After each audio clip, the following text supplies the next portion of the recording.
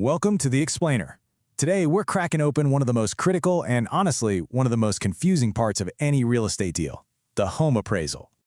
So picture this. You've been scrolling through listings for weeks, you've walked through a dozen homes, and then you find it, the one. But before anyone signs on the dotted line, there's this huge question hanging in the air. What is this place actually worth? And that's exactly where the home appraisal comes in. Think of it as an expert, totally unbiased opinion on the property's value. It's not a random guess. It's what lenders use to make sure that the loan they're about to give you is actually backed up by a house that's worth the money. So, what's an appraiser really setting out to do? Well, you can think of their whole mission as a two-part investigation, and it's all about digging up one thing: the property's true market value. First up, they put on their detective hat for the on-site inspection, walking through the home and gathering all the clues. Then, they take all that evidence back to the lab, so to speak, for the valuation analysis, where they connect those clues to hard market data. The two pieces are totally connected. You can't have one without the other. All right, let's zoom in on part one. We're following the detective to the scene of the crime. Well, not crime, but you get it, the on-site inspection. Every good investigation has to start with the basics, right? So before looking at that shiny new backsplash in the kitchen, the appraiser is documenting the core facts about the house itself. We're talking about the real nuts and bolts here. They're measuring the exact square footage, counting the bedrooms and bathrooms, and checking out the condition of the big-ticket items like the roof and the foundation. These are the non-negotiable facts that the entire valuation is built on. Okay, once they've got the foundational stuff down, the investigation narrows in on all the systems, finishes, and extras that really make a house a home. And listen, this is where your hard work can really pay off. The difference between an old, drafty house and one with new windows and an updated kitchen, that's not just cosmetic. Appraisers see and document every single upgrade. And believe me, good maintenance can have a direct, positive impact on that final number.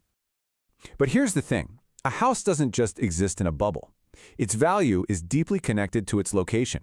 So for this next part, the appraiser has to hit the streets and get the full context of the neighborhood. They're asking questions like, are home prices in this area going up? How are the local schools? Is it easy to get to the highway or to a grocery store? All these things play a huge role in what a buyer is willing to pay to live in that specific spot. Now we get to maybe the single most important piece of evidence in the whole process: comparable sales, or what everyone in the business just calls comps. These are just recent sales of similar homes, right there in the same area. Of course, no two homes are ever exactly the same, so how do they compare them? This is where it gets really cool. They make value adjustments. Let's just look at this chart here. If a comp home sold recently but it had an extra bedroom, the appraiser will actually subtract value from its sale price to make it a fair comparison. If your potential home has a pool and the comp doesn't, boom, they add value. It's a whole system for leveling the playing field. So after the inspection is done, the comps are analyzed, and all the math is finished, the appraiser pulls all these findings into one comprehensive, official document.